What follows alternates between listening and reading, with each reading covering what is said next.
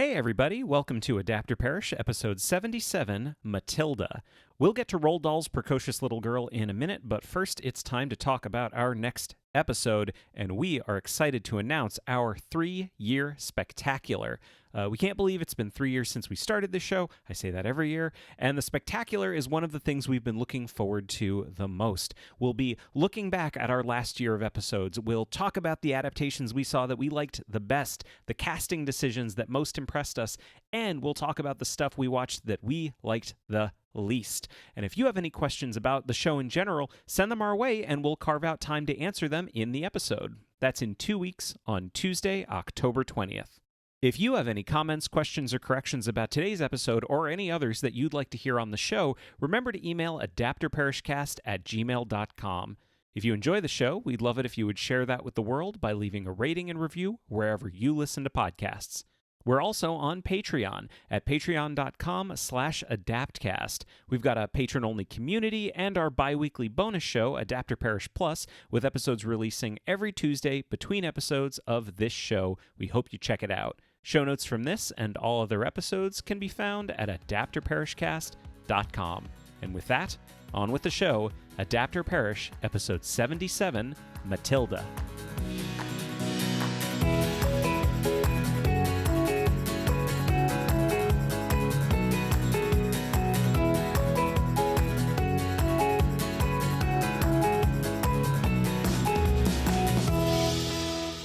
Hello and welcome to Adapt or Perish, a podcast about adaptation. I'm Jeremy Latour. And I'm Arielle Lipshaw, and today we are looking at Roald Dahl's Matilda. It's very exciting. It's so exciting. This is a favorite of mine. This is one of my favorite books of certainly of childhood and maybe perhaps of all time. Matilda by Roald Dahl. This is one of the ones where we definitely have people writing in about it. Mm-hmm. When people found out we were doing Matilda, more than one person wrote in to say, "Oh, I'm excited." Yes, I am very excited. Yes, This and Sense and Sensibility were big. We have a lot of people that want us to do Emma. Yeah, well, we're planning on doing all of Jane Austen. Eventually, the Jane Austen canon is not huge. We can probably commit to that. I will say too, I don't know how deep we're gonna go into Roald Dahl and his many, many, many problematic ways, because we did that already when we did Charlie and the Chocolate Factory. So if you want to hear us talk about all the ways that Roald Dahl was unequivocally a terrible person, definitely go listen to Charlie and the Chocolate Factory, take it all as read, and then come back and we'll talk about Matilda. And if you want to hear us say the exact same thing we just did, go and listen to Fantastic Mr. Fox. Mm-hmm. And was that it? Have we only done, is this only our third Dahl? I think this is. BFG. Yeah, we've done a lot of Dahl. Eventually we'll be done with Dahl and we'll be done with Jane Austen. Yes. Eventually, someday. We have so much to get through. Not for this episode. Mm-mm. We don't have a lot to talk about this episode, but No. so much in general. So let's back up for 1 second. I feel like a lot of our episodes, we're not always going to pinpoint a specific time that we recorded. We try to make them timeless? time and place agnostic, you right. know? I don't want to do that right now. Because we want to take you out of yourselves, usually. I want to keep everyone right in themselves because I'm fascinated to see how this episode ages as just a time capsule of this moment. As of now, President Trump has been moved to Walter Reed as of an hour ago. Literally as of an hour ago. We are punch drunk. This has been a fucking day.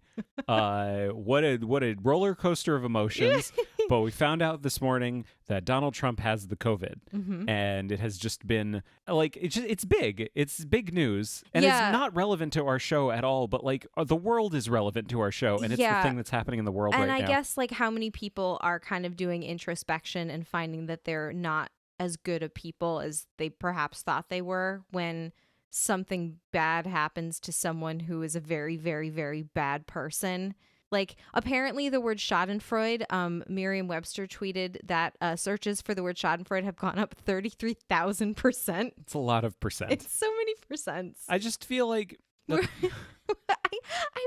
I hate to be bloodthirsty. We don't want anyone to die. I feel like we have on the podcast been very clear before. We absolutely don't want anyone to die. We want people to be punished for their crimes in a fair judicial system. I think that's fair to say. I think so. I mean, you're taking it a step further than I probably would, because like I'm not even. This is not the show where we accuse people of crimes. Yeah, I can accuse him of being like a shitty person I don't like and who has hurt many people. Yeah. But like I'm not gonna like weigh in on the criminality of any of that. that's fair. I'm not a lawyer. All I know is that if I look at this completely objectively from a writing standpoint, this is a very poetic thing. Yes. You and I were talking about this earlier, that like, let's say someone is a politician and they spend their entire political career railing against sunscreen, and then they die in a car accident. Like those two things are unrelated. Unrelated. But if they get skin cancer, if they get melanoma and they die from that, that is now interesting. It has reached a level of interest. Yes. It is worth talking about and worth discussing. Yeah. And that's kind of, I would say that's my low level way of talking about what is happening right now. But holy shit, what a fucking day. I'm drinking. Yeah, we're both drinking. Jeremy allowed me some of his precious Four Roses, which I very much appreciated, and I made what is called a perfect Manhattan. Now, if some of you were wondering, what is she talking about? This is the kind of stuff that you can hear on Adapter Parish Plus, our bonus show. Yeah, don't explain it. Don't explain it. We want those people to get the exclusive content that they so richly deserve. I don't want to make people feel bad that they're not patrons. No, it's fine. It's just a funny story. You're going to get like 99% great content right now. Yeah. But like 1% of it is going to be, that sounds like an in-joke from the bonus show for patrons. It is. And we're going to try not to do that. We're not going to do that much. So when I was in college, I had a professor who was also the director of the Shakespeare play, and he literally spent all of class. I was the only person in class that he had not cast in the Shakespeare play, and he spent all of class talking about stuff that had happened in rehearsal, and it made me feel very, very bad. It made me feel very excluded. So we're going to try not to make people feel bad or excluded. We are an inclusive podcast. And today we're going to be talking about the ultimate revenge fantasy, Matilda. It's what a book. I mean, first of all, should I start with the back of the book? Yeah, do it. Because I never read this and I never saw the movie, which I think shocked you. It did. For hundreds of kids, the Trunchbull is pure terror. For Matilda, she's a sitting duck. Who put superglue in Dad's hat? Was it really a ghost that made Mom tear out of the house? Only sweet, gentle Matilda knows, because she's the one playing all the jokes. She's a genius with idiot parents, and she's having a great time driving them crazy. But at school, things are different. At school, there's Miss Trunchbull, 200 pounds of kid-hating bully. Pull a trick on the Trunchbull and she'll string you up. Get rid of the Trunchbull and you'll be a hero for every kid in Cruncham Hall. But that would take a superhuman genius, or maybe a sweet, gentle, crafty genius? I think it's a little more jolly than the tone of the actual book. Do you feel that way? I don't know. I feel like it's kind of, it hits the tone that I feel like people generally go. I feel like there's a general Roald Dahl tone where if you're going to talk about Roald Dahl, it's going to be kind of whimsical, even though he gets super dark in his books and really kind of fucked up and gross. Yeah. I think this matches with the general tone of Dahl. I think it's a good back of the book. Yeah. I mean, I guess like Matilda has sort of 4 aspects to her as a character: being a genius, having telekinesis, playing tricks on people, and getting revenge on people. Are you going to dig into each of those? No, I wasn't going to dig into each of them. I was just saying, like, I feel like of those 4 things, you might identify with one more strongly than the other. And I just feel like that description leaned heavier on the playing tricks part than I would personally identify with. That's all I'm saying. But I feel like the book, I mean, the only one I wanted to dig into was the telekinesis one. Yeah. Because, as I said, I didn't read it and I never saw the movie, but like I know a little bit about it. But I'll be totally honest, the telekinesis thing was something where I wasn't sure if it was like the Mandela effect, where I was reading it going like, I'm pretty sure Matilda has telekinesis, but it doesn't come up for like a really long time. Long enough that I spent a lot of the book thinking, I probably made, I think I know what it is. I mixed it up with something else. I mixed it up with something else. She doesn't have telekinesis, but she like tricks people and does things that they think could only be done if someone had telekinesis. Right. And then she like makes the glass tip over with the lightning from her eyeballs. Yeah. And I'm like, oh, okay, no, telekinesis, that is in here. Yeah. And it's a pretty minor part of the book. And then it's like explained away at the end. It just kind of goes away. So where do you want to start? I think we should do the plot. Okay. Do you want to do the plot? Do you want me to do the plot? I haven't done my background. Oh, I'm so sorry. I have some real sweet background on this book. On the book? Yeah, do it. It was written by Roald Dahl in 1988. Did you Cool. want to do the plot? It's funny, like I think of this book as sort of always having been around. And of course, it was always around for my childhood in the sense that, like, since I could read chapter books, it was around because I was born in 1984. But it is weird to think that Matilda is younger than me. Yeah, it doesn't. This is not the kind of thing that was written in our lifetimes. Yeah. This shouldn't have been. This Yes. is like from the 50s or the 60s or Right. something like And that. yet, here we are. Yeah. Okay. Do you want me to do the plot? I would love for you to do the plot. Fantastic. So Matilda is a very little girl that lives with her parents and her older brother, and they're all terrible. It turns out she is a genius and very advanced and very precocious and very skilled in reading. She loves to read, and she goes to the library every single day to see her friend Miss Phelps, the librarian, and to read because her mother leaves her 4-year-old child at home to go to bingo, which was something that was not really impressed upon me how terrible that was before I was a parent. It actually was very, very interesting. I'll say, just as a side note, reading this from the parents' perspective, because the last time I read this, of course, I was a child, and I certainly identified far more with the child. But like, I was just angry for Matilda that her parents were so shitty. Like, you think how hard you work to make sure your child is happy and succeeds and is challenged and is able to do the things that they enjoy. And our child's only 1. Like, he can't even talk. But he's not even 1. He's not even quite 1. This episode will come out on his birthday. Happy birthday, buddy. But you think about all of those things, and then to think of like what a parent holding their perfect, sweet baby angel is thinking when they're not doing those things. It's just mind-boggling, and I don't understand it. I'm getting upset. It's okay. It's a very Roald Dahl thing to do. Yeah, of course. Like, I'm gonna make people act in a way that no one would actually act, but we certainly think of people acting that way. Right. So Matilda's parents, as I say, her mom is very into her appearance and being attractive and goes to bingo every single day, and her father is a sleazy, crooked used car salesman, and her older brother is a jerk, and doesn't enter into the plot all that much. So I have a question for you. Yes. So Matilda goes to the library and she reads all kind of books. Yeah. And in the book, there's a list. Yeah, I'm going to see if I can find this really quickly. Can you see my notes right now? I can't read them from here. Okay. So I'm going to read her list of books. Yeah. Nicholas Nickleby, Oliver Twist, Jane Eyre, Pride and Prejudice, Tess of the D'Urbervilles, Gone to Earth, Kim, The Invisible Man, The Old Man and the Sea, The Sound and the Fury, The Grapes of Wrath, The Good Companions, Brighton Rock, and Animal Farm. Yeah. I have a question for you. Yes. How many of those books did you make a point of reading because they were on Matilda's list? Well, it's funny that you ask. I don't know that I made a point of reading any of them, but I do very specifically remember. I don't know if you ever did this type of book report. I went to kind of a creative elementary school, and in 3rd grade I did my book report on Matilda, and what we were asked to do was called a brown bag book report. So you had to bring like a paper sack, like a grocery sack, and bring as many objects as you wanted that represented stuff that happened in the book and pull them out and talk about them, like by way of talking about the book. At first I was going to say, no, you're crazy. We never did anything like that. But you know what? You probably did. I think we did. Yeah.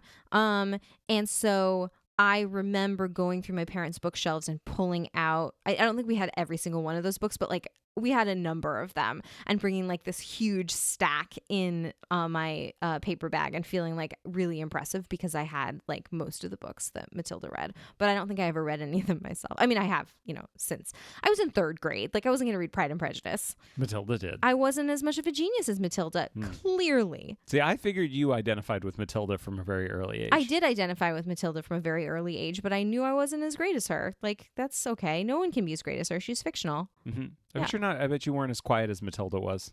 No, I mean, my parents also weren't like horrible, abusive people. My parents were just like nice people in the suburbs. You're a very theatrical child. Yeah. Matilda wasn't theatrical. No. She had a flair for the theatric. Yes.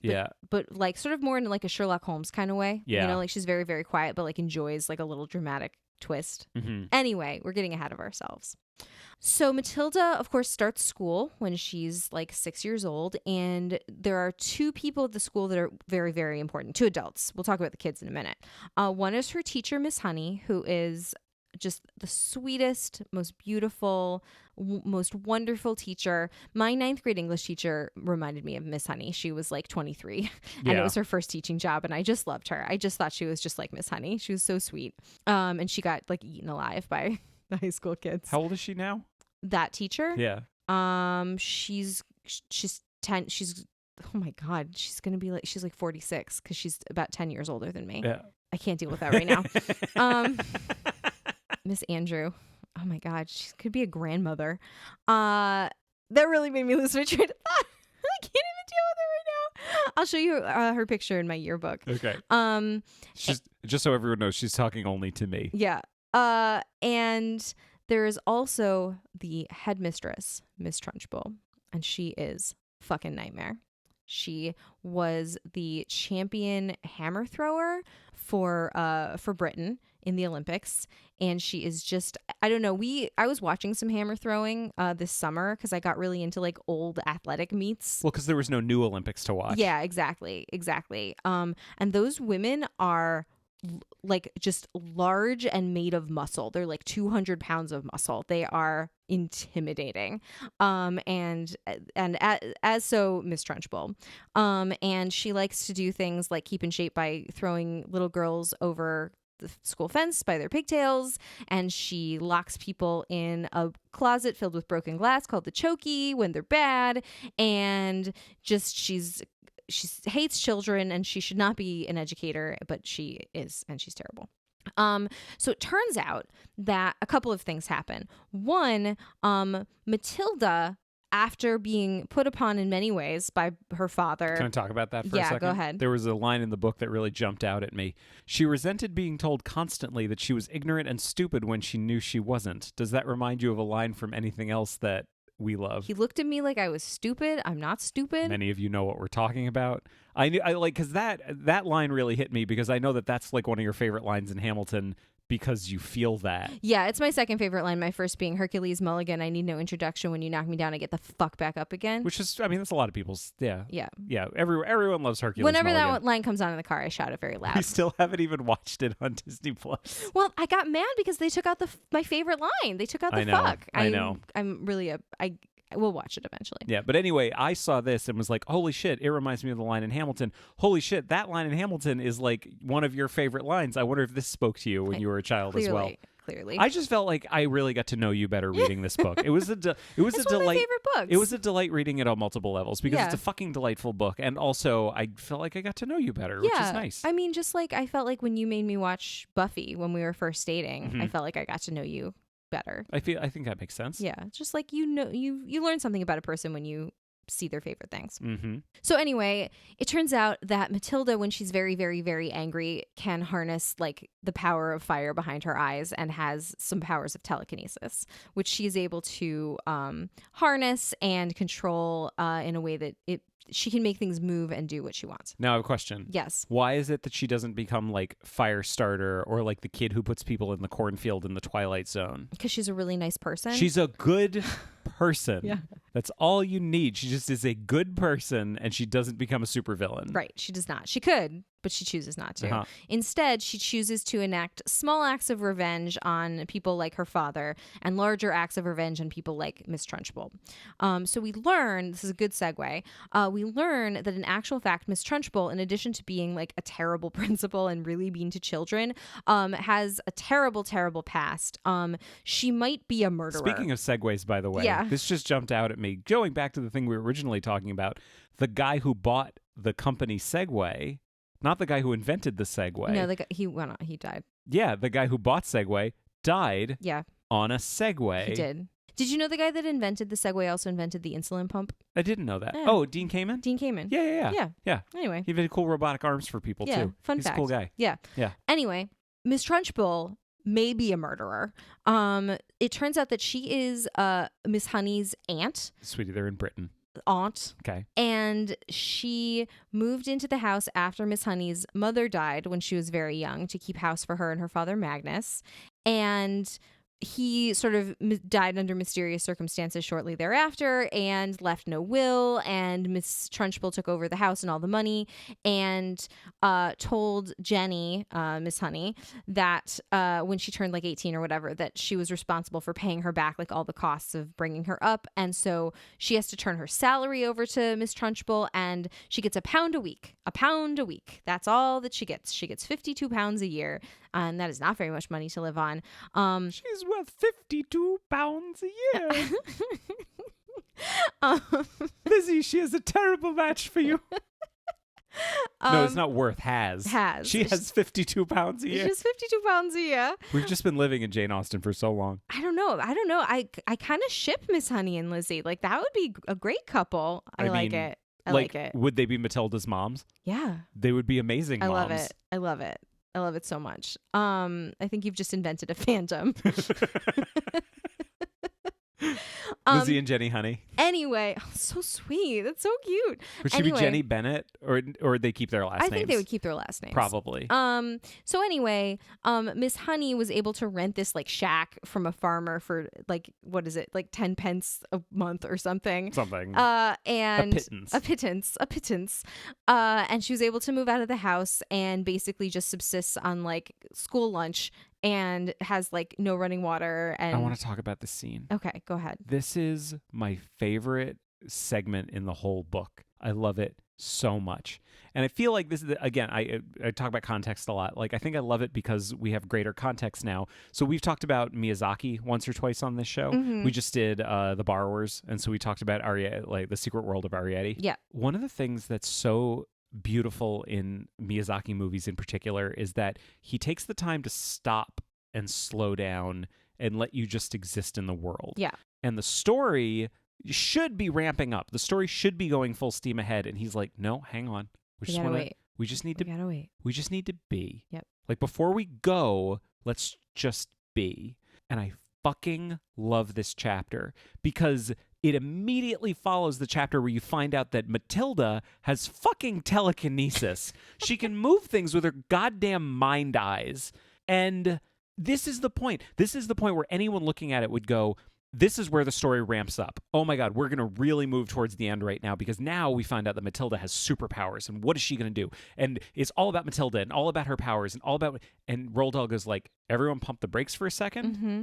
I know you want to hear more about Matilda's powers, but we're going to turn into Miss Honey. All we're going to do is Miss Honey and Matilda are going to walk to Miss Honey's little shack, and we're going to be with them, and we're going to be in the shack, and we're going to see Miss Honey's life, and you're going to hear about powers later, but I don't want to talk about it right now. Yeah, Roald Dahl's like, don't get it twisted. This book is only 150 pages long. Like, we are going to get there shortly. I love it. It's one of my favorite little like moments of like pace switching, mm-hmm. where like the pace should be ramping up, but it slows way down. Yeah. I love how lovingly rendered Miss Honey's terrible existence is. Yeah. Where it's so descriptive, where not only I at times I was thinking like, this is the worst life that someone could have, but also how beautiful is this? And she's making it work because she's a really good and decent person. Mm-hmm. I loved it. That's like it is my favorite chapter in the book. Yeah. And like, it shows, I think, a side of Matilda. Just sidebar peek behind the curtain. We were 24 minutes into recording. Jeremy has necked his bourbon. I am fine. It shows a side of Matilda that shows she has, in addition to being smart and precocious and having fucking telekinesis, she has wisdom and interpersonal skill beyond her years. Like, Miss Honey goes to the fridge, or she doesn't have a fridge. She goes to like the bucket and gets like and gets like bread and margarine. That's what she has in the house. And Matilda thinks, wow, she must really be poor if she can't even afford butter, like margarine. But like in the book, it's also described she knew enough not to say anything. Yeah. Like she had enough tact not to like mention it and how weird it was. And she asked Miss Honey a bunch of questions about like, how do you take a bath? Like, she doesn't ask her how do you go to the bathroom, which any child would, but like, obviously, you know, it was a different time. She has to go draw water from the well, and she's just like, where do you sleep? Like, do all teachers live like this? What are all the teachers so poor? Like, I don't understand. How do they not pay you enough to live on? You don't even have a bed, and it's just she's so perceptive. Like that's the thing. That's what it is. It's not just that she knows how to read books. She is a master of human interaction as well. So I have a question for you. Mm-hmm. During this scene where you have this incredibly perceptive little girl speaking with this very, very interesting woman who is related to this incredibly strong villain, who does not take shit from anyone and knows exactly who she is. How do you feel about the writing of the female characters in Matilda? I mean, one of the things that I love that I felt like got lost in some of the adaptations we saw, one in particular, is that there's a range of what women are allowed or expected to be. There's a huge range. And Roald Dahl goes so far as to point it out. Like, out of the mouth of Matilda's mother, she says, it's not important for a girl to be smart. Some girls choose books and some girls choose looks. I chose looks and you, Miss Honey, clearly chose books. Is that actually a line from the book, or is it one of those things where it's like a line in the movie? No, it's in the book. Okay, good. So there's Matilda, the sweet, smart girl. There's her friend Lavender, who's like just a normal kid. And there's her mother, who is sort of this over-the-top, ultra-feminine caricature. And there is Miss Honey, who is sort of like the perfect mother figure, right? Like the perfect teacher. And then there's Miss Trunchbull, who's the villain, but like her villainy is not specifically related to her femininity. Like, do you know what I mean? You can be a bad person and not have it be related to your gender. She's just a bad person. She's not worse than a man would be in this situation because of being female. And the fact that the thing that I think is interesting that Roald Dahl kind of takes a light hand to, that I think got caricatured again in some of the versions that we watched, is actually her masculinity.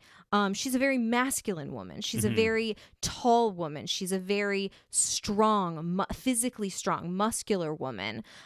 She does have a large bosom. Gigantic bosom. Yes, but that's sort of mocked, right? Like, I mean, every part of her is every mocked. part of her is mocked. But I guess I don't get the feeling, and who knows what Roald Dahl was thinking. Roald Dahl was probably making fun of her as a masculine I mean, woman. Roald Dahl was probably sitting there thinking, type. Yeah. I hate Jews. Type. Little girl. Yeah. But I guess what I'm saying is that not only is the female character not underwritten, we have so many interesting examples of what the possibilities of what women are allowed to be. And even if Roald Dahl is kind of making fun of Miss Trunchbull for being like a masculine woman, like, she's kind of an icon of masculine women. Like, she's, other than the fact that she's a murderer, like, she's cool. Allegedly. Like, we were watching the movie and I was like, I kind of want to get the sweatshirt she's wearing and dress as Miss Trunchbull for Halloween. Like, can we do that? Can I get the like Munich 1976 Olympics? I mean, talk about anti-Semitism. Is that what it was? Yeah, the Munich Olympics. Was it? Yeah, it said Olympics 1976. That's fucked up. Yeah, it's really fucked up. I don't know if that was like deliberate or just like that would be the Olympics that she would reasonably have. It's either deliberate or like the costume designer, like some PA went out to get sweatshirts and they came back and the costume designer was like, do you know what happened? Do you know what happened to that one? I'm like, oh my god, I didn't. It's a little dig at Roald Dahl. So anyway, how do you feel about the female part in these? Beautifully written. Fantastic. Overwritten, if anything. I feel like Roald Dahl does a really good job at separating villainy from gender in his work. That's my feeling. I think that makes sense. Yeah. Anyway, welcome to my TED Talk. Do you want to bring it home? Yeah. So Matilda enacts a revenge plot against Miss Trunchbull. And one day when Miss Trunchbull is visiting the class and being very, very horrible to all the children, she essentially moves the chalk to the chalkboard with her eyes and, pretending to be the ghost of Miss Honey's father, Magnus, writes this whole thing about how Magnus is a ghost and is coming for Miss Trunchbull. And Miss Trunchbull runs off screaming, never to be seen again. Yeah. And turns out Miss Honey gets the house, gets the money, gets everything. And months go by. Matilda is allowed to be in the class with the older kids as befitting her great wisdom. and she doesn't have to be in like kindergarten anymore, but she's still really good friends with Miss Honey, and she goes over to her new house every day. And then one day it turns out that the feds have come for, well, not the feds because we're in England, but the jig is up with Matilda's father at his crooked used car lot, which we haven't even mentioned. Which we haven't even really mentioned, but it's okay. Like, we learned all about, in the book, we learned all about how he cheats people and like runs the odometer backwards, which, if you've ever seen Ferris Bueller's Day Off, you know is not possible. It's not possible. And like puts sawdust in the engines and like glues things instead of solders and whatever. It doesn't matter. He's a crook, a small time crook. But the police are after him, and they all have to run off to Spain together to get out of the country, which has become too hot to hold them. The Wormwoods. I don't think we mentioned her last name. Wormwood. It's Wormwood. And in the sort of last 2 pages, they've come to pick Matilda up so they can like go to the airport. And she's like, no, I want to stay here with Miss Honey. And they're like, well, you can't. Like, she's your teacher. And Miss Honey's like, I mean, I'd love to keep her if that's cool with you guys. And they're like, yeah, fine. We've never really cared about her. And Matilda's jumps into her arms and she's so happy. And it's just like the ultimate wish fulfillment of anybody that's ever been a kid and felt like their parents didn't quite understand them and they had a teacher that they really, really loved and wished they were their mom. You know what I mean? Like, sure. Like that's how it ends. She gets to stay with Miss Honey forever and be her kid. And that is the end. I remember as a little kid, trying to write a sequel to Matilda that began right at that moment. Like, I just remember, I don't think I got more than a few sentences into it, but I remember it began right at that moment, like as Matilda was like standing with Miss Honey as the car drove away. Do you know about Matilda at 30? No. It was, I think it was some kind of, I'm not sure I understand it 100%, but from what I was looking at, basically they came out with a number of like new versions of the paperback with different covers that all had new Quentin Blake illustrations. Oh, okay. Where he was illustrating Matilda at 30. Oh, that's cute. Which like a lot of people were against. Like a whole bunch of people were like, we don't need to know what it was like. She exists in this moment. That's not how fiction works. That's just wishful thinking. And he was imagining her like climbing mountains and being an astrophysicist and stuff like that. Yeah. It's just like, it's so innocent. Yeah. Like it wouldn't surprise me if Quentin Blake feels a connection to Matilda, given that he like gave her like visual life for the very first time. Is Quentin Blake still alive? It's a really good question. Hey Siri, how old is Quentin Blake? Quentin Blake is 87 years old. I do not believe he is dead. God bless him. I get him mixed up with Quentin Crisp. Who? Quentin Crisp. Who's that? Oh, I think he's dead. He's a very, very flamboyantly gay British writer. Ah. Yes. Cool. Anyway. But here we are. But I want to go back to something for a second, because what better way to illustrate how minor the telekinesis is in this book that you didn't even mention? I didn't even mention it. How it goes away. Yeah. Right. Because she's being challenged, right? She's like working at sort of her mental level, and all that energy is being used for, academic pursuits, and she's no longer able to harness it in that way. Like, I'm like equally 50-50 on this. 50% so mad that Roald Dahl is so hand-wavy about it and just sends it away. But on the other hand, I'm so excited that it's it seems like a novel way to like give someone a superpower and then take it away. I mean, I actually think it's perfect because she doesn't need it anymore. Yeah. Like, her life is great. Like, honestly, like if anything bad happened to her, it might come back again. You know what I mean? Like, we're not really to know, but like I can see a situation like in Matilda the sequel, that it would come back. Yeah. I love it. Yeah. It was just great. I love the way before we finish with the book, just the thing I love most about the end of it is how she decides to help Miss Honey because it's the right thing to do. Like, she's not, part of it is that she wants to punish the Trunchbull, but like Miss Honey needs help. Yeah. And she loves her. Yeah. And it's like a superhero story, basically, where like Miss Honey needs help and she has the power to help her, and she decides to help her. She doesn't do anything for personal gain. She's like, here's a person in need. I have been to her house. It is terrible. She eats food out of a bucket and I need to help her. I love it. I loved this book. I thought it was wonderful. I'm so happy that I finally read it. Yeah. Do you want to talk about the movie? Yeah, let's talk about the movie. So I'm not the only one that loves it, because like literally, like not even 10 years later. So Dahl was dead at this point. Yeah. And Matilda was his last book, I think, or his last novel. Might have been. I think it was. Should we check? No. Nah, that's fine. Does not matter. He's dead. He was dead by the time the movie came out. He's a bad person. And like the only important thing to talk about is the fact that like movies were not made of his stuff very often or at all because he hated Willy Wonka and the Chocolate Factory. Yeah. That's like the big thing. So then after he died, like his estate, it was like his wife and kids were the ones who were in charge of any adaptations that were going to get made. Mm-hmm. So Danny DeVito loved this book because his kids loved this book. Right. Danny DeVito of playing terrible people on screen turns out is like the sweetest fucking guy in the world. He's so nice and sweet and loves his kids so much.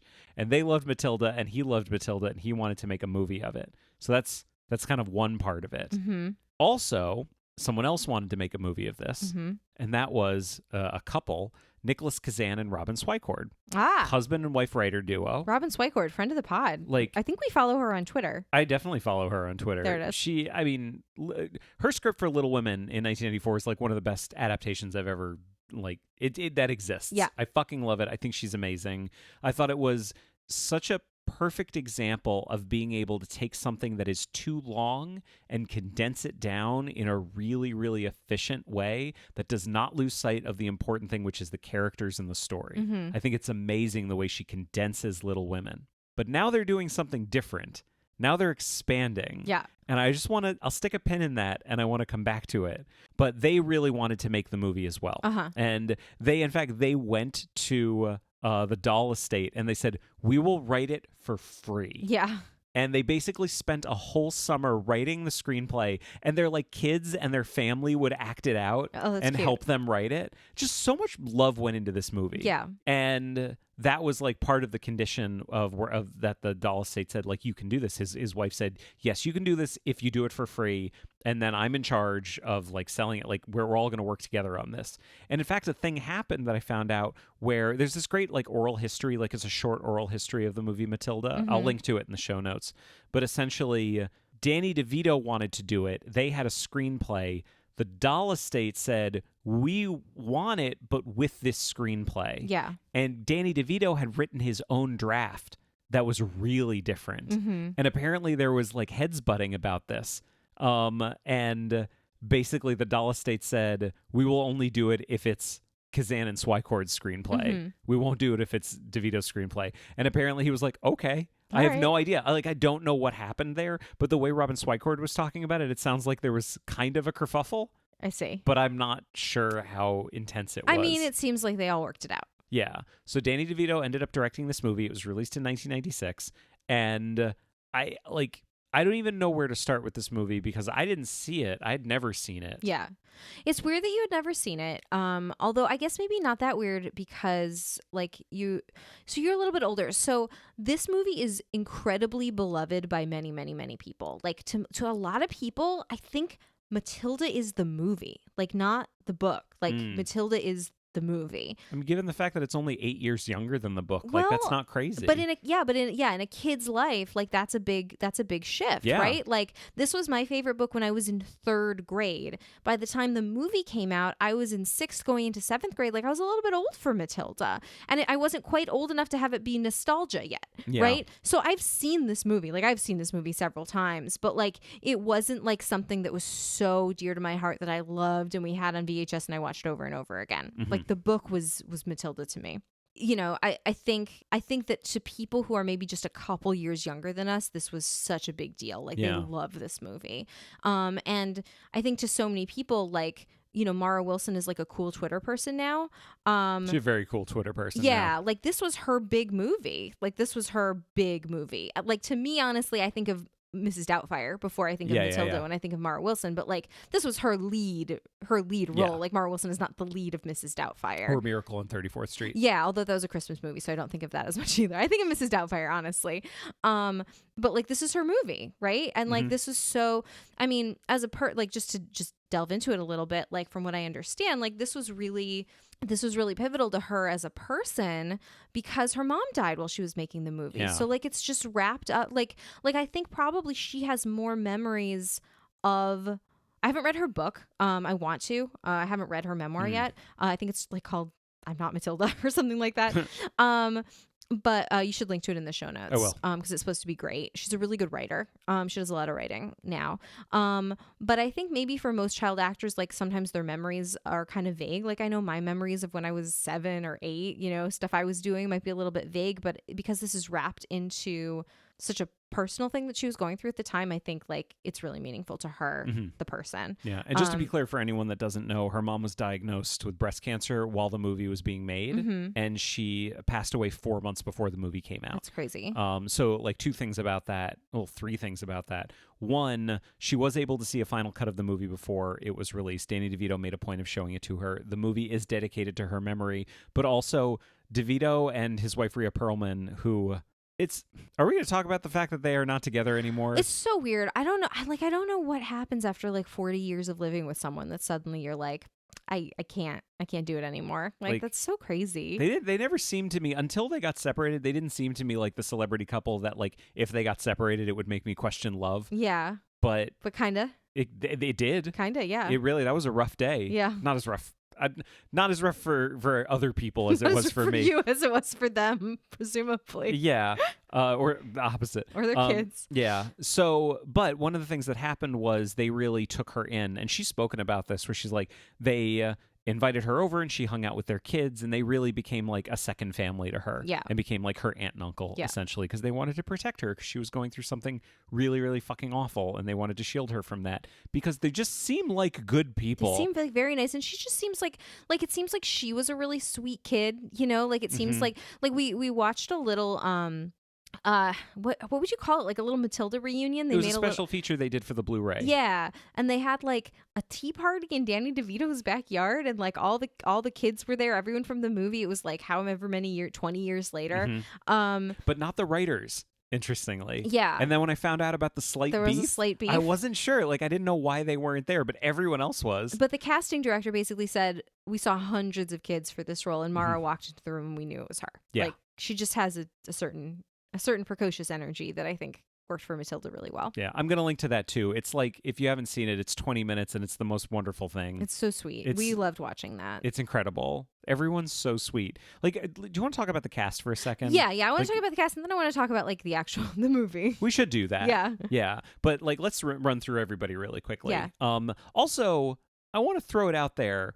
I don't want to speak for you. Okay. But I have some criticisms of this movie. Yes. I don't think it is perfectly executed. Yes. And I do want to get into that. But the thing I don't want to get lost in that conversation is how much I liked it, which was a lot. Yeah. And also how much love went into it, which was clearly a lot. Yeah. And how, like, I thought the casting was so great. Like, oh, yeah. It was just, like, everyone was so happy to be there. Everyone loved Matilda, who was in this movie. They wanted to be there. Right. So I want to be clear. If I say a thing that's, like, criticizing, it's not because I think the movie's not good. Yes. Just to be clear. I'm with you. So who are some of the people? Where do you want to start? Do you want to start with her family? Okay. So we have Mara Wilson as Matilda Wormwood, who we've talked about. Danny DeVito played her dad. Rhea Perlman, his actual real life wife, played her mom. Yeah. Mrs. Wormwood. Zinnia. They gave her a first name in this. Zinnia. She doesn't have a first name in the book. And her brother was some kid. It doesn't matter. Danny DeVito, though, also, and this is the reason I wanted to bring it up, is because if we're going to talk about her parents, I need to talk about like one creative choice in the movie that baffles me. Yeah. I think I get why it exists. I don't agree with it. And I actually found out I'm not the only person that disagrees with it. Okay. The movie has a narrator. Who is the narrator? It's Danny DeVito. Which makes no sense to me. No. It's not the character of Mr. Wormwood. It's just Danny DeVito as himself, like narrating the movie. But like Danny DeVito himself doesn't sound that different than Mr. Wormwood. No, it should be Miss Honey. Like obviously it should be Miss Honey. I don't honestly. I would go a step further. I don't think it should be Miss Honey. You think it should be adult Matilda? No. You think it should be no one? I do. I know exactly who should have done the narration. Who? Who's in the movie? Okay. Pam Ferris should have done the narration, but not as Trunchbull. Not as Trunchbull? Because how, like, if you heard Pam Ferris talking in a way that would be the narrator for a Matilda movie, you wouldn't even think that she was Trunchbull. Yeah. It'd be like in Peter Pan, where like it's the tradition where the actor who plays Captain Hook also plays their dad. Yeah. And he doesn't play them the same way. Yeah. And you wouldn't even notice if it wasn't pointed out to you sometimes. Yeah. But like that's kind of how I think about it. I honestly I could have gone for like a True Grit type of thing where it's like adult Matilda. Yeah. looking back on her life. Well, it's funny. So the thing I found out is that Robin Swycord also disagreed with that choice. I was delighted to see this because it baffled me when we watched it, and then I found this interview later. I just want to read this whole thing. This is like her talking about Danny DeVito and how much he loved it. He cared enormously. His kids loved the book. That whole thing that had happened in our family was also happening in his. She's talking about like writing it and having their kids involved because they all loved it. Yeah. He wanted his wife in the film. He wanted to narrate it, which I felt was kind of confusing at a creative level in terms of why is it the father's voice? Why is Matilda's father telling her story? It felt like it should be more like the voice of God. It should be Roald Dahl's voice, but it was personal for him. I really appreciated that. That's fair. And like that was everything that I thought. It validated so many things that I felt watching it because A, it is a baffling creative choice. Yeah. But watching it, I thought, I think I know why he chose to be the narrator. Because he wanted to. He wanted to because he loves the story. Yeah. And I can't fault someone for wanting that. He loves the story and didn't just want to be the villain. He wanted a part in it that wasn't him being the villain. I can appreciate that. Like I genuinely think like if you asked him, he would say, Mr. Wormwood is not the narrator. Yeah. I Danny DeVito, the director of this movie, the shepherd of this story, am the narrator. Well, let's keep going with the cast. But he, as Mr. Wormwood, he's fucking fantastic. Yeah, he's so perfect, and it's so funny because he looks so tall next to tiny little Mar Wilson. 4'10" the man is. Yeah. I think he's shrunk. I love Danny years. DeVito so much. He's so good. He's so great. So we have Embeth Davidtz as Miss Honey, who's very sweet, very wonderful. I have a problem a little bit creatively with her story, which we can get into in a minute. And then Pam Ferris as Miss Trunchbull, who's just amazing. God, I love her so much. She's so good in Call the Midwife. She's just such a completely different character. I love her so much. I mean, she's so good in everything that she's in. This is not even her first appearance on the show. We talked about her in Children of Men 70 episodes ago. I forgot about that. Yeah. But no, I want to get back to Miss Honey for a second. Yes. I don't want to wait to get into it. Get into it now. Okay. I think they really... So you were just talking about how much you loved the scene in the book where they go to Miss Honey's house and see how poor she is. I also love that scene. And I thought Miss Honey's trials and tribulations were really skimmed over. They were made so much lighter in the movie. Like they go to her house, but it's just an adorable cottage and she has all kinds of stuff. They're sitting in her kitchen and she has like a table and a fridge and pitchers and trays and plates. Like she lives in a tiny cottage, and as they're walking through the beautiful like woods to get to her house, she's telling the story of like how she kind of escaped the Trunchbull and just basically says, well, the story of the little girl, it has a happy ending because she became a teacher and was able to move out. And that's kind of it. There's not this, they chose not to include this element about how she was still sort of in financial thrall to Miss Trunchbull. And that was the crux of her bad situation. Like that was what, in the book, that's what Matilda is like, this is not good. She is in a bad way. Mm-hmm. She has many problems and she cannot live like this. This is an emergency. Like she can't live like this. This isn't okay. Well, like she has such a kind of mature reaction to the problem. Yeah. Which isn't really what ends up happening in the movie. Yeah. I mean, so they make up this new subplot about how she, the whole thing about her father and Miss Trunchbull, like that's all the same, but that like the reason she wants to get back into the house is because her doll is there, and Matilda like becomes kind of fascinated with getting her doll back because fixated. Because she wants to do something nice for Miss Honey. And that is a nice thing she can do for Miss Honey. But like in the book, the stakes are so much higher. The stakes are Miss Trunchbull murdered her father and stole all of her money and is continuing to steal all of her money. And she's living in a shack. Like, yeah, Miss Honey can't live like this for much longer. This transgression will not stand. It will not stand. And I guess, again, my instinct is to say, well, it's a kid's movie, but it's a kid's book, Yeah. So they definitely, I think they were very interested in doing some spectacle with her telekinesis and hand-waved some of Miss Honey's plot in order to get some scenes in of Matilda doing fun stuff with telekinesis. This is the thing I wanted to talk about where I mentioned how Robin Swycord did such an amazing job condensing a longer story. Mm-hmm.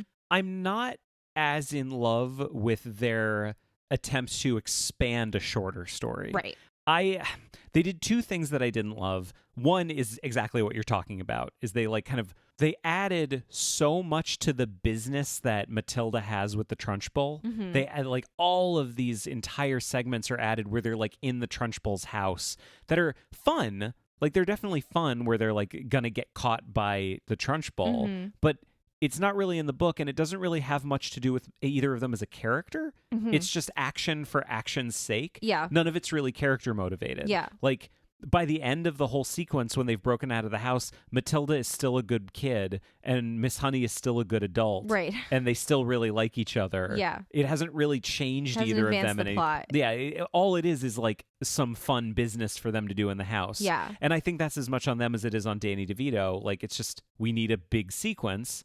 And I think they could have done something that was a little more character motivated.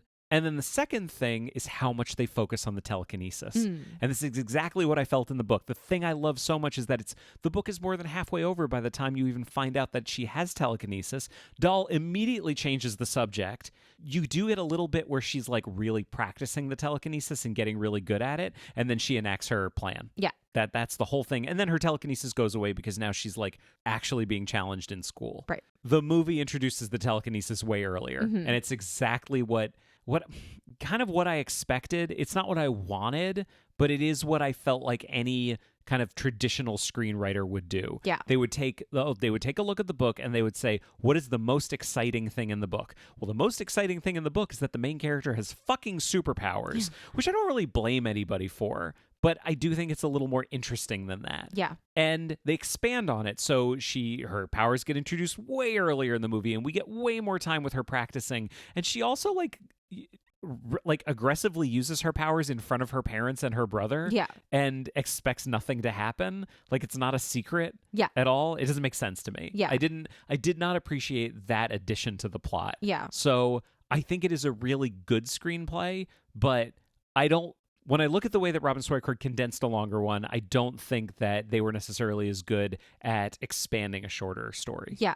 Well, I want to give sort of a counterexample of something that Robin Swicord did that was different from the book that I think was very good. Good. Yeah. Which is I mean, she's still a good writer. Of course she is. Well, I just want to give an example of something I enjoyed. I don't want to be negative about this movie that we liked.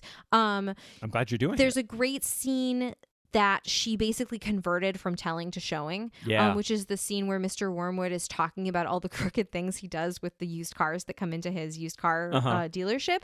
And instead of having him just like sit in the house and talk about it, she takes us to the used car dealership and has him display all of the things that he's doing. So we get this funny image of tiny little Danny DeVito crawling all over this car and doing all these crooked things to him to it while he's explaining, all the bad things he does. But then we keep sort of cutting back to Matilda kind of getting angrier and angrier as she's watching this, realizing that like her dad is a criminal and that he should be stopped.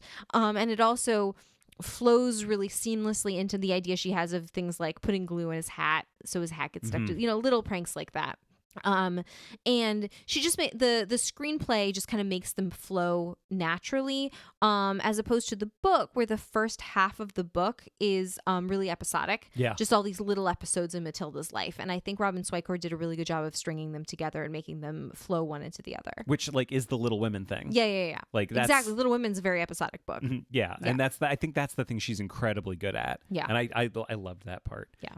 What else do you have about the movie? Can I go through some of my notes here? Yeah, of course you can. So first of all, Rusted Root shows up in the soundtrack. Which is great. And I thought, you know what? This is 1996 and I am fine with this. And then Rusted Root shows up again later in the movie and I thought, I'm still fine with this. Continue to be fine with it. Totally fine with it. There were some cute little nods in the screenplay. For example, there was the thing where Matilda says the thing about Dahl's chickens instead of Charles Dickens. Yeah, which is from the BFG, right? Yeah. And it's like, you know what? Cute. If you like, there's nothing wrong with referencing Roald Dahl in a Roald Dahl movie. One time. I got no problem with it. I feel like there was another reference, but I can't remember what it is now. I feel like there was a second one. That was it. I found out little things about the making of the movie. Miriam Margolyes audition for the Trunchbull. Oh, I mean, that would have been a different take. I love Pam Ferris so much, but Miriam Margolyes is a similarly accredited British actress. Like I see what they're going for. Yeah, totally. Yeah. Did you know that Pam Ferris got hurt a bunch when she was making the movie? No. So here's a couple of times she needed to go to the hospital. Oh God. At the very end, when Matilda is sending all of the blackboard erasers at her, Yeah. she got so much dust in her eyes she had to go to the hospital to get them God. flushed out. Also, during the pigtail scene where she picks up what's the kid's name? Amanda Thripp. Yep. When she picks her up and hurls her over the wall, Hurt herself? she basically had wires attached through her sleeves and her gloves to whatever the rig was attaching the girl. She had needed to have 7 or 8 stitches on one of her finger because it tore the top of one of her fingers. Oh, that's terrible. I mean, she bleeds for this. Literally blood, sweat, and tears went into this movie. Yeah. We didn't even talk about the cake scene. Oh, yeah. The cake scene, I mean, what are your feelings on it as a former fat kid? It's my favorite scene in the movie. Of course it is. In the same way that, the Miss Honey scene in her house was my favorite scene of the book, yeah, this was my favorite scene of the entire movie. It is so fucking good. I don't think you're alone in that. I think a lot of people find this scene very, very iconic.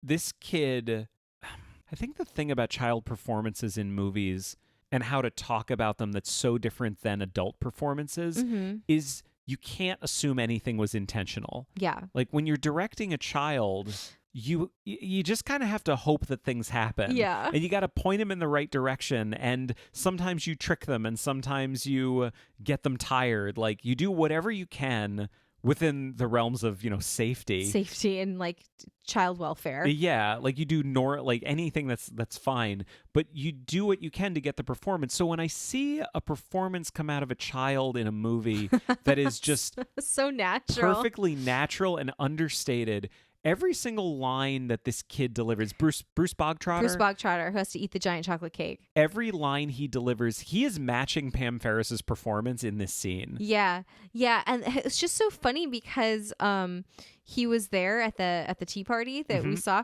He did the Neville Longbottom thing, that he was just a very fat, unattractive child with a very bad haircut and grew up into just a cut handsome man. Just a handsome man. And it was funny because they were joking with him about well, what did you do? And he was like, I didn't eat very much cake. But that scene's amazing. Yeah. It's so good. I don't know. I guess that's the last thing I have to say about this is there's so much good stuff in this movie. Here's the thing I love about the movie.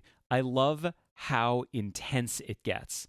I love how almost the whole movie is shot with wide-angle lenses right in people's faces. It's very... Well, you're thinking really quickly. I didn't mean that Bruce was unattractive because he was fat or anything like that. It's a combination of things that he was being posed as sort of an unattractive child. Covered in cake, for example. Covered in cake. It was more the bad haircut, honestly, than anything else. Yeah. Expressionistic. Yes. Expressionist. That's kind of what I'm looking for. Yeah. That's the word I'm looking for. I think back to German expressionism and stuff like that. I feel like now, I feel like your watching movies has changed when I pointed out Dutch angles to you. Yeah. I got very excited. This movie has lots of Dutch angles. It does. So the thing I found out is that the cinematographer of the movie, I don't know if they met working on it, but Danny DeVito was impressed with how he shot Batman Returns. Okay. Because Danny DeVito, of course, He's played the Penguin in that. And really loved how he would get up in people's faces and with these wide-angle lenses, and it would just get very intense. And he wanted that for Matilda. And so this isn't the kind of movie where things just kind of happen, where they set up the camera and the actors walk on and then walk off. Every single shot in this movie is intentional. Danny DeVito has a point of view. He really, really does. As a director. He wanted a really, really interesting tone for this movie. And the one thing that I think this movie succeeds in completely is tone. The tone is amazing from beginning to end. Yeah. I don't know that I love the story as much as I love the tone, but I think the tone is kind of perfect. Yeah. And it's really good. I think that's squarely on Danny DeVito. I think he did a fantastic job with that. Yeah, and clearly, some people have a knack for directing child actors and some don't. It seems like he really did. Yeah. Yeah. All the kids are fantastic in this. Lavender is so cute. She's adorable. Oh my gosh, the little girl who plays Hortense, you were like, holy I've never shit. seen a child who looks... her acting is actually not very good. It's fine. No, her acting is perfect. But you looked at her and you were like, I've never seen a child look like a Quentin Blake illustration. They must have peed themselves when she walked into the room. And she grew up to just be like a normal looking young lady. She might be like, as she and Pam Ferris might be the most perfect casting in this entire movie. I don't know why she like jumped out at us when we were watching it. Because she's funny looking. But she's only in one scene. She's funny looking. And she owns it. She fucking owns that scene great. so much. It's so good. Just so much love went into this movie. Yeah. We'll come back. We'll talk about it more when we get to the quadrants. But like, holy shit! Like, I feel it's the kind of movie where I will criticize it, but I feel bad when I do. Yeah. Because so much love went into it. Let that be where we leave it for now. Yeah. So we have one more adaptation to talk about. We got an email the other day saying, I hope you talk about the musical. I really hope you talk about the musical. Which we were planning to do for sure. Well, we weren't. No, we were. Hang on. Don't disagree with me. I'm going to disagree a little bit because I just want to offer some levels to this. I'll offer a little bit of context. So, not a day or two before we got that email, I found out in my research that they're actually going to make another movie of Matilda. They were planning to shoot it this year, but then, the unpleasantness of COVID. The movie is still going to be made. All I know from casting is that Ralph Fiennes is going to play the Trunchbull. And I remember reading that and thinking, well, that's a fucking choice. I don't know. I don't think I get that choice. Yeah. Because I didn't know anything about the musical. Yeah. But they are going to make a movie of the musical. They're going to shoot it next year. And I came to you and I said, hey, what if we did this? Yeah. What if we didn't talk about the musical? What if we only did the book and the movie and then we waited until the movie musical comes out and then we could do a follow-up episode where we talk about Matilda the musical. Yeah. Like in total. Yeah. And you disagreed. I said life's too short. Which is It may fine. never happen. Let's just do it. And then on a day later, we got an email from one of our listeners saying, I really, really hope you talk about the musical. Yes. So the deal was sealed at that point. Cemented. We had to talk about the musical. Yes. So I want to put in a couple caveats about the actual musical that we watched. One or two huge, enormous caveats. There is a whole internet subculture of posting Broadway bootlegs to YouTube, and they call them slime videos, slime tutorials. I don't know why, but because they're illegal, I guess. They don't want people to come after them, which is fine. But like, it's hard to find a good bootleg. I don't agree with making bootlegs, so I generally don't watch them. But I am also someone with enough disposable income who lives to see live theater, who lives on the East Coast. Like, I guess I really have no beef with someone who lives in like a 14-year-old that lives in Kansas that has no access to live theater watching a Broadway bootleg on YouTube. Like, I have no problem with it. I don't think I should be watching them. I think that's really what it boils down to. But we have a certain amount of privilege. Yes, exactly. Like, it's kind of the shittiest thing to say. Like, we haven't even watched Hamilton on Disney Plus yet. But you know what? It's okay because we saw it on Broadway. We did see it on Broadway. From the last row. But you know what I mean? Like, I actually think it's okay for me to say I don't think I should do it because I have the ability not to do it. But like, I don't fault a person in different circumstances for doing it. Yeah. But anyway, we did watch a bootleg. It was not very good. It was the best one we could find. But there were definitely long segments where the person who was filming had the camera buried in their coat, so we could only hear but not see. Which is, by the way, is the second time we've done this for the show. Because we did Dirty Rotten Scoundrels and we watched the bootleg of that. That was a pretty good bootleg. It made me dizzy. Remember, we had to watch it on the iPad because it was making me nauseous. You keep telling me about this mythical Wicked bootleg that you saw. I saw this amazing bootleg of Wicked that was like a professional production. I don't know how they did it because it clearly was in someone's coat, but like they did such a good job. It was more the sound. The sound was so crystal clear. Anyway.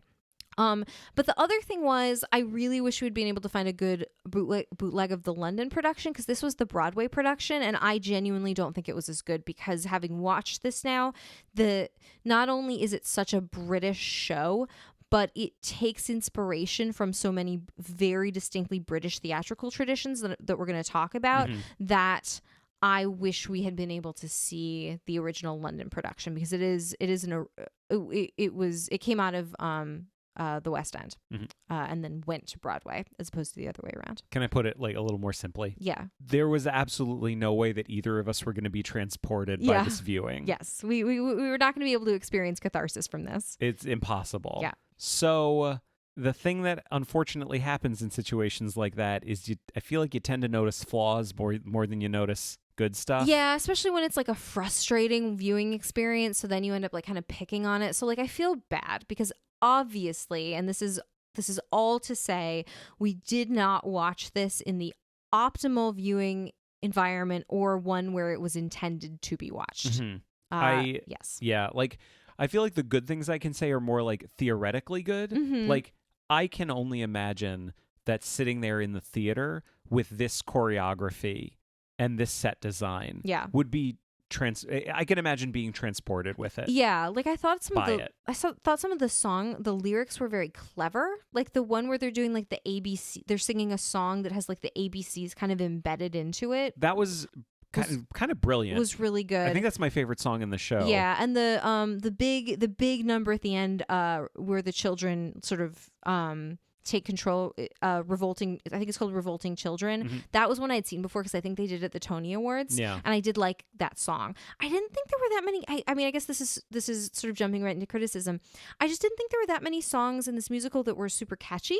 Yeah. And so that was part of it for me. Like, I feel like, and again, this is a bootleg problem. I didn't quite understand what was going on most of the time because they added a lot of plot that I found superfluous, but again, only because I couldn't quite catch it. So I was like, why are they talking about like an acrobat and a magician? That's like a whole subplot that is I'm still kind of baffled by. Yeah. It really felt like they were trying to pad the running time. Yeah.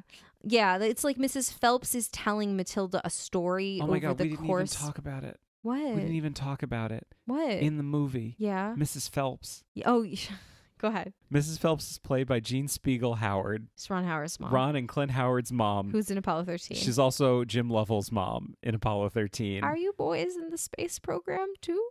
She's the most adorable woman in the history of cinema. She's so cute and she's so good as Mrs. Phelps. I loved her in it in every second she's on screen. I'm so sorry. We can get back to the musical, but I felt so bad that we didn't mention her. Yeah. So like I guess what I will say is that I came away from watching this wishing I could see a live production and thinking if Matilda the musical is available in a live format somewhere that I can go see it, I would definitely buy a ticket to go and see it because I am intrigued by it. I didn't hate it. I have more to say, but I'm just saying, like, I feel like criticism feels very, very unfair based on the bootleg that we watched. Well, what's the stuff that's good? Like, what's the stuff that even theoretically would have been good? I mean... Oh, no. I think... Okay, so here's a couple of things that I thought were really clever. Okay. So... the way that they navigate having child actors and adult actors yes, I did like that. Kind of brilliant. Yes. Do you want to talk about it a little more? Yeah, so like basically the children's chorus, like all the kids with speaking roles and names are played by actual children, but like the other half of the children's chorus are adults playing children, and it just I don't know, I think it just made it feel like a little more cohesive. It was kind of fun. It made the singing and dancing like feel less amateur, I think, than if it had been all kids. And it was fun too because like the adults could play like the quote big kids, like when in the song where they're warning the kids about how terrible the school is. Well, that's the alphabet song. The alphabet song, about, right? Yeah. So they were playing like the big kids, and then there's the little kids. But they're definitely like adults playing children. They're not like 25-year-olds playing 16-year-olds, like thinking that we're supposed to think they're 16. It's more like done like like the 25th annual Putnam County Spelling Bee. It's like all adults playing kids. Totally. I just wanted to get back to like this particular song for a second, where you have like the kids and the adults playing kids. So I just want to give an example really quickly of why this is my favorite song in it. And like it's clever, and I think clever on its own is not really enough, but it is a very, very good song. Yeah. Like, and I see why it exists in a musical. So basically, the new kids have just come to the school, and like one of the themes of the musical that's like kind of mentioned in the book like for a moment, but they really expand on it, is how most parents treat their kids like they're amazing. Yeah. But then Matilda's parents, she is actually amazing, but her parents don't treat her that way. Right. And that's the kind of the central irony of it. I feel like the writers of this, so just to be totally clear, this is Dennis Kelly did the book and Tim Minchin did the music and lyrics. They really hit on this. They're like, this is going to be a central theme. That was the thing that they liked. Yeah, and it's not so much that they focused on what it made life like for Matilda. It's that they really wanted to harp on how stupid most parents are for treating their kids like they're amazing. Yeah. And for what's like a throwaway line in a Roald Dahl book, it doesn't feel as mean when it's a throwaway line, but when they do it every 5 minutes in their show for 2 hours, it just feels kind of nasty and kind of mean. Yeah. And I didn't respond to it that well. Yeah. But basically, all the kids have shown up at the new kids have shown up at the school. They're telling the older kids about how, like, well, no, I'm wonderful and like I'm great. And the other kids read, I'm just going to read some of these lyrics. So you think you're able to survive this mess by being a prince or a princess, you will soon see there's no escaping tragedy. And even if you put in heaps of effort, you're just wasting energy. So that's an example. Mm-hmm. And one of the things they talk about in this is the different things they'll learn, like phys ed and the alphabet. And they go, the alphabet, you'd better learn to listen. And then they do the entire first part of the song again, but this time there are letters flashing up on the stage as they do it. So it's so you think you're able to survive this mess by being a prince or a princess, you will soon see. There's no escaping tragedy. And even if you put in heaps of effort, you're just wasting your energy. And it goes on like that. Yeah, it's very interesting. And I love it. I fucking loved it. And it's the kind of thing where the kids are genuinely going through something emotional at this point. Yeah. And it's also clever. Yeah. That's the thing I like. And I feel like that's the thing that kind of defines Tim Minchin's lyrics is that he's very clever. Yeah. And he's very intricate. Yeah. And maybe this is a good time to talk about why I kind of came in expecting not to like this. Yeah. Well, we saw a number from Groundhog Day on the Tony Awards a few years ago that he had written. Yeah. And we were like, this is not very good. It's okay.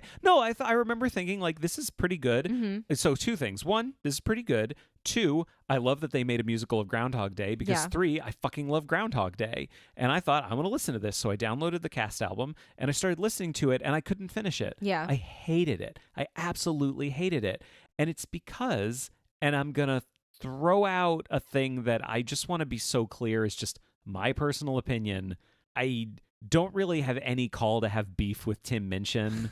He was in that really shitty Robin Hood that we watched. I mean, I feel like that's call enough for beef. Yeah. Tim Minchin just strikes me as the type of person who kind of defines his art by how much better and smarter he is than everyone else. Yeah. The thing about Groundhog Day that pissed me off is that there are too many things throughout it where clearly the person writing the music and lyrics really just wants to look down on the people who are singing. Like, how stupid are people in this world? How dumb are they? Like, there's just a whole song in it where this one woman, one of the characters is this woman who, she's kind of a ditz. She's blonde. And she gets a whole song where she's like, this isn't me. In Groundhog Day. Like, essentially, what a crappy person I am. I don't want to be this anymore. This isn't me. And I remember thinking like, well, what if it is? What if she actually does want to be that way? Yeah. What if someone like who is Tim Minchin to tell this fictional woman like who she should be? Yeah. I understand that someone may listen to this and roll their eyes. I'm rolling my eyes a little bit too saying it. Yeah. But that's just one example of like 30 different things in what I listened to that really turned me off. Yeah. I mean, okay, let's just get into it. I'm so sorry to the person that wrote to us and said, I love Matilda the musical. Can you talk about it? Because like we didn't really enjoy it. But for all the reasons we said. Yeah. Like I think I would have enjoyed it more seeing it in a theater. I'm just going to say that. But I was not happy, actually, with the way that Tim Minchin treats women in this musical, and I'd like to talk about it for a minute. And I don't know how much of it, just to be clear, I don't know how much of it is Tim Minchin and how much of it is Tim Minchin and Dennis Kelly. Yeah. Just to be clear, because he didn't write the book. Right. And there's a lot of choices I guess he may not Tim have Minchin made feels alone. more visible to me. Yeah. I don't know who Dennis Kelly is. But I came into it kind of expecting not to like it because of that. But I guess you're going to get into the big thing. I mean, okay. Miss Trunchbull is played by a man. Miss Trunchbull is played by a man in every production. And this is what I was talking about. This is a British theatrical tradition, and I really think that when you come to Matilda the musical as a British audience, the thing that is going to be conjured up for you is the tradition of the pantomime dame. Everybody goes to see the pantomime or the panto at Christmas time, and the pantomime dame is always played by a man. It's a pantomime is like a fairy tale. Like it can be any fairy tale. Like the one I've seen is Aladdin, because Ian McKellen was in it. But who did he play? He played the dame. He played Widow Twankey. Oh, okay. But like it can be anything, and there's just this British tradition that you go to see the pantomime at Christmas time. And it's usually just like a very over the top fairy tale, and there's lots and lots of jokes, and they break the fourth wall a lot, and it's just a very, very specific theatrical form. It's its own thing, the pantomime, the panto. And I strongly believe that the character of Miss Trunchbull is drawn from this tradition of the pantomime dame and pantomime. She is played by a man. In this case, it was Chris Siebert that we saw. It was funny because I saw him as Lord Farquaad in Shrek the Musical, which is just funny because he's always playing characters with like weird physical characteristics. And in the pantomime, the dame has their feminine characteristics very enhanced. They're over the top feminine because it's funny that a man is wearing a dress. And that's kind of the thing I want to talk about, because like, despite the fact that it comes from this tradition and it is a thing, like I'm not just making this criticism in a vacuum. Like I do understand what I think it's pulling from. I don't think comedy of man playing feminine woman in dress is funny, like in and of itself. And we've talked about this before. I feel like it's not a good look in 2020 or ever, because it feels like it's making fun of trans people. Like it really, really does to me. And it's the kind of thing that once you think about it, you can't unsee it. You know, it's a man playing this very masculine woman with extremely exaggerated, enormous breasts. And Miss Trunchbull is the funniest character in the thing. She has a bunch of songs. Miss Trunchbull is the main character of Matilda the musical. And that was sort of my other criticism, that it did not feel like it was about Matilda at all. Matilda felt like a supporting character in her own story. But Miss Trunchbull does things like joke with the audience, like break the fourth wall. Like Miss Trunchbull is almost a sympathetic character by virtue of being so funny and so relatable and interacting with the audience so much. Like the audience loves Miss Trunchbull. And you're not supposed to love Miss Trunchbull. You're supposed to be scared of Miss Trunchbull. I felt like that was really a fundamental flaw of making Miss Trunchbull, like you can make Miss Trunchbull funny, but Miss Trunchbull has to be scary. And another part of it that I was a little bit worried about was, well, why can't Miss Trunchbull be played by a woman? Is it because the people that made this musical think that women aren't funny, and that women can't carry this exaggerated role? Like I know when we talked about the book, I talked a lot about how I actually felt that Miss Trunchbull's evilness was separate from the fact that she's a woman and that she actually is kind of a strong, interesting character of a masculine woman. But in this it's making fun of that. It's making fun of a woman who is masculine. It's saying that a masculine woman is just an ugly man in a dress, and women who are not attractive might as well be men. Like, I don't like what it's doing with the way that gender is being represented here. I know it's a kids' musical for kids, but it felt mean-spirited from the creators of the musical. And despite the fact that I liked Chris Siebert's performance, I thought he was funny. I thought the character was funny. I thought the songs were good. It made me feel uncomfortable. Mm-hmm. So that's kind of where it left me. Yeah.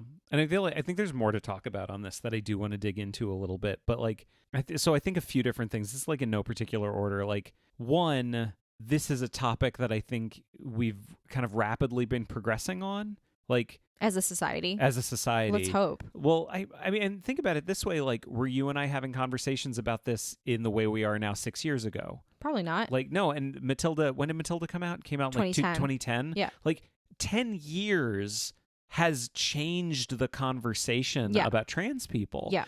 And at least the mainstream conversation. Yeah, the mainstream conversation. And I really feel like I just hope that the conversation about things that have been made in the past the conversation about how much should we judge them by the standards of today, I just want it to be a nuanced conversation. Yeah. I don't want it to be the kind of thing where it's just throwing out everything that doesn't fit with the way we think we should be now. I think that's one end of the spectrum. Yeah. And the other end of the spectrum is saying, well, they didn't know at the time, so it's fine. Yeah. Like I don't want either of those things. Yeah. I just want to be able to talk about this stuff. Like that's really what I want. Like I want to be able to examine anything that has been created up until this point. Yeah. So if it means like we got to have a sit down and talk about like, what does it really mean to watch Monty Python now? Yeah. With all of these men dressing up as women. Yeah. And now we have a new context for it. Are we sitting down and saying like no one should find Monty Python funny and no one should watch it anymore? Personally, I'm not saying that. Some people would say it though. Some people would say it, and I don't necessarily like you don't necessarily disagree. Yeah, that's the thing. Like it's nuanced. I'm not gonna just outright disagree with someone who says something like that because it is, as we see, it's so much more complex than we thought it was. Yeah. And I think part of the complexity too is like this is not like a movie that was made in 1975 and is frozen in time and we can now look back at it and say, well, that was made in 1975, but like there it is, it exists, it's a product of its time. Like this is a musical that's running now on Broadway and the West End, and you can go and see it with live actors. Like, do you know what I mean? I feel like that's I think, I'm not saying like, well, that's the difference. I'm just saying like, that's an additional level of complexity. Yeah. And another thing that we talked about, again, this is like in no specific order, the other musical it made me think of, especially because this was something that was like, it was a movie, then it was a musical, then they made a movie of the musical. And the one thing that has been consistent throughout all of them is that one of the main female characters is always played by a man, is Hairspray. Yeah. Where you have the original movie with Divine playing Mrs. Turnblad in Hairspray. And who originated the role on stage? Was it Harvey Firestein? Yeah, or was it was Harvey Firestein. And then in the movie of John Travolta, Yep. which is like, I don't know, one of these things is not like the other, I guess. Yeah. But I feel like that's the exception that proves the rule because that's coming from a different tradition. Yeah. It's not coming from the thing you're talking about because it comes from drag. Right. Which, again, like not to give drag a full pass because there's transphobia in drag. Yeah. Again, like now we are in 2020, we can have these nuanced conversations about things that are part of, you know, a certain community and still respect the history, but like not have to say, well, we can't criticize these things because this is the only queer representation we have. Do you know what I mean? Like, I think that it's possible to have hopefully to have a more nuanced conversation about it. But yeah, that's a really good example too, because with this, it has a similar type of thing. Well, if you know the history of it, it comes from the pantomime dame, but like, should we criticize that tradition? Like, is that something that needs to be revisited or re-examined? I hate doing this. I hate saying this because it's such a pat thing, but like, I actually do mean it. I feel like we're starting a conversation. Yeah. And I feel like this is a particular subject I don't think we've ever talked about on our show, but I certainly would like to see it come up more because I'd like to explore it more. And it's just, it feels good in 2020 to be able to look at something and go, let's look at this and let's really examine it and let's really talk about it and ask ourselves, A, do we think we want it? Like, do we want to do better? Yeah. And B, do we define doing better as not doing this thing anymore? And this is an example of it. Yeah. Where, it didn't sit well with me. Yeah. It didn't. And like, I'm sure Ralph Fiennes is going to kill it when they eventually make the movie. I'm sure he'll kill doing the exact thing they're asking him to. My question is not whether it's funny. My question is whether it's appropriate. Should we do it? But I think that's right. Like, did anyone sit down and say, you know what? This was made 10 years ago. This was originally cast as a man 10 years ago. Our understanding of gender has become more nuanced. It has evolved. It has changed. Let's cast a woman as Miss Trunchbull. Yeah. That feels like it shouldn't be controversial to be like, let's cast a woman as this female character. But I guess it is. And I worry that part of the reasoning is the thought that a woman would not be as funny, which I strongly disagree with. Well, and we have like definitive proof that that's not true. Yeah. Because on film, this part has already been played by a woman. Right. And she's the funniest thing in the whole movie. Yeah. So there it is. All right, we've strayed. I just don't. I feel bad. I just don't want to. Like, I feel bad that we came down on the musical so hard. I don't want this to be taken as a criticism of the musical. For the 47th time, we did not watch it. We can barely be said to have watched it. Yeah. Like, really. Like, if you're sitting there thinking, well, they didn't even really watch it, you're right. You're right. We didn't. Yeah. We didn't. We know a few things about it. I would love to go and see it. I really, really would, and be transported. All right. Do you wanna wrap this up? Let's wrap it up. Yeah. Let's wrap it up. Just as a peek behind the curtain, I don't think we've recorded an episode in one sitting in a long time. And this feels good. This feels really, really good. Every single episode that you all ever listen to, there is going to be a point where you're going to be like, something sounds a little bit different. It's nothing. Yeah. No, it's something. We've like a week has gone by between recordings because we have a baby. Yeah, I don't know what our record is for number of sittings, but this feels right. This feels really, really good. It feels like our baby is almost a year old. We are starting to remember who we were and who come back into ourselves. Although, the big thing too is that we haven't talked about it on the proper show. We've only talked about it on the Patreon show. Is that we changed our location. Yeah, we're in Studio 2B right now. We're in our bedroom because we did move a year ago. So that was Studio 2. That was our living room. Yeah. And now we have moved to our bedroom because we needed like a real desk because we're both work from home forever. And also we previously recorded like 15 feet from where the baby slept. Like his closed bedroom door. And we definitely have woken him up before, which makes us feel terrible. Terrible. So now we are recording differently and we can feel free to not wake him up. It's fantastic. It's great. It's really, really nice. I just feel like I'm starting to feel a little more like myself. They say it genuinely takes a year postpartum to kind of regroup. And I'm feeling it. I'm feeling it. Although I did say to Jeremy, I feel like I no longer have a sense of style. I just buy whatever clothes will hide my body the most. And he looked at me like that was the saddest thing he had ever heard. I extended my hand to offer comfort. Yes. But let's wrap this up. Yes. Okay, so let's talk about the movie. The movie Matilda 1996. Do you feel that they cared about the source material? Yes. Of course. Do you feel that it was successful? Yes. Yeah. The musical, do you feel that they cared about the source material? I think they must have. I think yes. Yeah. I think yes. I think they added a lot of stuff, but it is too close to the source material for them not to have cared. They felt something. They felt something for it. And also, how shocking would it be to find out that like funny people in the arts enjoy Roald Dahl? Yeah, that's fair. One of the things I like about the movie Matilda is that like it's such a great story. Obviously written by a man, so it's not a perfect example. Yeah. But it's a really great story of strong female characters. Yeah. And interesting female characters. And I like the fact that the movie was in part written by a woman. Like, I think that means something. And I don't know that I love the fact that this was brought to the stage by two dudes. Yeah. That had occurred to me as well. And honestly, like, is it not to bring it back to the thing we were just talking about forever, but like, would that choice have been made if it wasn't made by two dudes? Yeah. I don't know that it would. I don't know that it would have. But do we think they cared about the source material? Probably. Was it successful? I think this might be a first for Adapter Parish. Yeah. I think we have to abstain because because we did not see it. We really didn't. Yep. And I don't think it would be fair to say yes or no. No, I completely agree with you. Yeah. Let's give that a big old question mark. Great. I'm so happy we did this. This is great. I fucking loved this book so much. I feel so good right now. For me, like, this was such a fun experience because I can really track my enjoyment of it, where like the book, it was like, oh, I enjoy it. This is great. This is great. This is great. This is great. Oh, such highs. And then we went to the movie and I came down a little bit because I was but it was a plateau. Oh, I didn't even get to like plateau. It was just like, this is nice. Look at these lovely people that love each other. Yeah. This is so nice. And then we watched the musical and we took 2 nights to watch it and it was rough going. It was hard to get through. Really, really rough going. It was mostly the fact that it was a bootleg. I was pretty down about the experience of it. But then we watched that tea party. It was so good. And it brought me right back up and just like... And just today it's been it's felt really good. Yeah. It's been a good day. Yeah.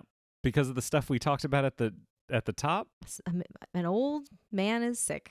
You don't speak for the show. You are speaking for yourself. That's right. I am not personally happy that someone might die. I want him to live. I want anyone to live. This is such a weird time capsule. Yeah.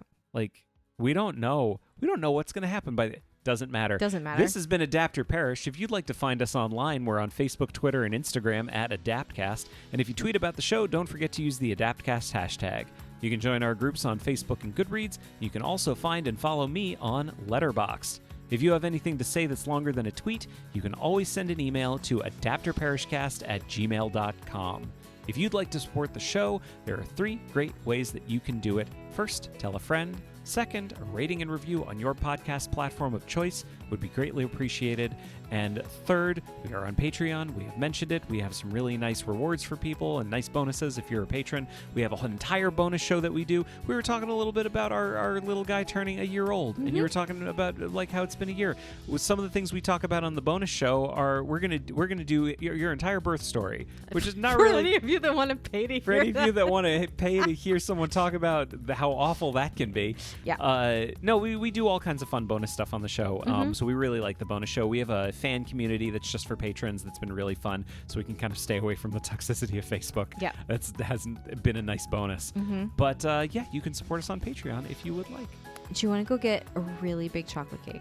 Yeah. And just eat it by yourself. I want it so much. Let's go do it. So fucking much. Let's do it. Let's get a chocolate cake. All right, we're going to go do that. Bye, everybody. Bye.